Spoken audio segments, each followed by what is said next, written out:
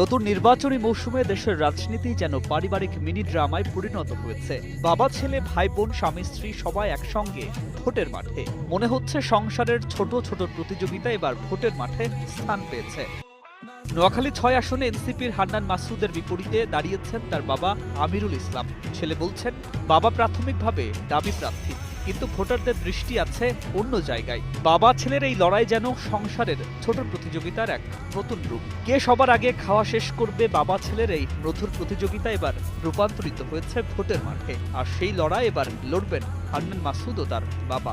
বাগেরহাটের দুই ভাই, বড় ভাই MAH সেলিম এবং তার ছোট ভাই MA সালাম, দুই ভাই এবার একই আসনে লড়ছেন। বাগেরহাট 2 আসনে তারা মুখোমুখি। তারা দুজনই বিএনপির মনোনয়ন চেয়ে ব্যর্থ হয়ে স্বতন্ত্র প্রার্থী হিসাবে সোমবার বিকালে জেলা রিটার্নিং কর্মকর্তা ও জেলা প্রশাসকের কার্যালয়ে পরপর মনোনয়নপত্র দাখিল করেন।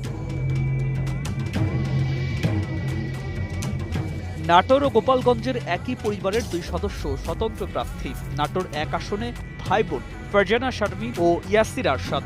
নাটোর 2 আসনে স্বামী স্ত্রী দুলু ও সাবিনা ইয়াসমিন। আর গোপালগঞ্জ 3 আসনে স্বামী স্ত্রী SM জিলানি ও রওশনারা। প্রতিটি পরিবারের সদস্য ভোটের মাঠে সাংসারিক জীবনের প্রতিদ্বন্দ্বিতা এবং রাজনৈতিক দায়বদ্ধতার সংমিশ্রণ দেখাচ্ছেন।